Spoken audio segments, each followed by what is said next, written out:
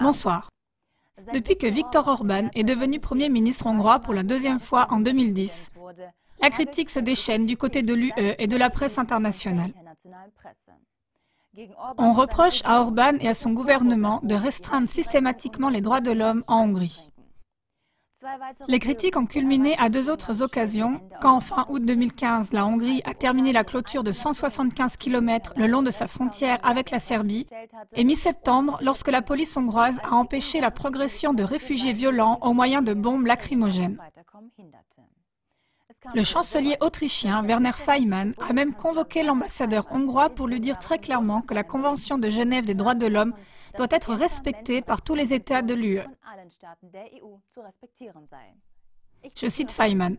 « Le droit d'asile est un droit de l'homme qui est valable dans tous les États de l'Union européenne. » Le ministre des Affaires étrangères autrichien a aussi fait remarquer qu'il aimerait transmettre à son homologue hongrois que la Convention de Genève est valable pour tout le monde. Jusqu'ici, tout cela est bien beau, mais que contient exactement cette convention et dans quelle mesure la critique persistante de la politique d'asile de la Hongrie est-elle justifiée? Jetons tout d'abord un regard sur la Convention de Genève des droits de l'homme que la presse et les politiques de haut rang prennent apparemment un peu à la légère. Elle contient les 4 principes suivants. Premièrement, la guerre ou la guerre civile n'est pas une raison valable pour le droit d'asile. La condition préalable pour le statut de réfugié est que celui-ci soit concrètement et individuellement persécuté par des autorités publiques. Ceci n'est le cas que chez un pourcentage infime des migrants. La plupart sont des réfugiés de guerre ou des réfugiés économiques qui n'ont pas de droit d'asile selon la Convention de Genève. De telles personnes ont seulement un droit de séjour temporaire. Deuxièmement, pour être reconnu comme critère au droit d'asile, il doit s'agir d'un acte de poursuite dans l'État patrie dont le demandeur d'asile possède la nationalité. Comme la plus grande partie des migrants ne possèdent plus de passeport en arrivant en Europe parce qu'ils les ont jetés, ce critère au droit d'asile ne peut pas être constaté. Troisièmement, selon l'article 2 de la Convention de Genève, chaque réfugié a le devoir dans le pays qui l'accueille, je cite, « en particulier de se soumettre aux lois et règlements ainsi qu'aux mesures prises pour maintenir l'ordre public. » Quatrièmement, selon l'article 32, seuls les réfugiés qui résident légalement dans un pays ont un droit de séjour.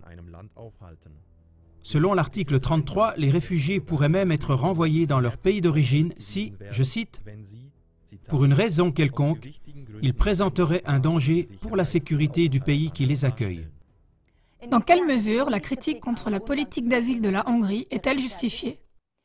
La Convention d'asile de Genève est respectée à la lettre par la Hongrie, mais violée par de nombreux autres États européens.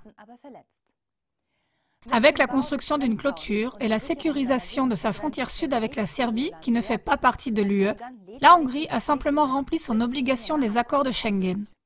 Ceci stipule que l'élimination des contrôles de passeport à l'intérieur de l'espace Schengen doit être compensée par la sécurisation des frontières extérieures. Des pays comme l'Espagne, la France, le Royaume-Uni ou la Bulgarie agissent de même. Les mesures prises par Orbán permettent que moins de réfugiés non enregistrés et hors la loi affluent vers l'Europe en accord avec la Convention de Genève des droits de l'homme. Une entrée illégale aux frontières de l'Europe doit être empêchée et une entrée en règle par les postes de contrôle aux frontières doit être soutenue. Orbán justifie cela en faisant remarquer que l'immigration illégale soutient le terrorisme et va mener à une augmentation de la criminalité et du taux de chômage. Ceci est confirmé par le journal britannique Sunday Express qui a apparemment reçu des informations d'un membre de l'EI, l'État islamique, comme quoi plus de 4000 terroristes de l'EI sont déjà en route pour l'UE. Orbán a également expliqué « l'Europe doit toujours appartenir aux Européens ». Il a fait accrocher des panneaux dans tout le pays avec le message « Si tu viens en Hongrie, tu dois respecter nos lois ». Mais ceci, précisément, semble être le problème, comme l'a exprimé le porte-parole du gouvernement hongrois Kovács début septembre devant le quotidien autrichien Die Presse. Je cite « La Hongrie est très cohérente. Nous nous en tenons aux règles de l'UE. Le problème est que les migrants ne s'y tiennent pas. » Comme des faiseurs d'opinion allemands et autrichiens ont donné l'impression que tous les réfugiés sont les bienvenus, ces personnes refusent de plus en plus la coopération avec les autorités.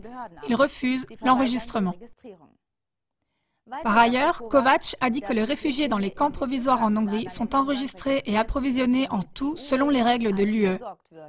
vêtements, nourriture, aide médicale et éducation scolaire.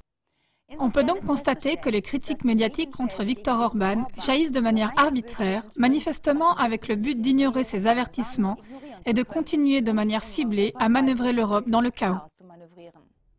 Les politiques européens de pointe vivent comme dans un monde fantastique.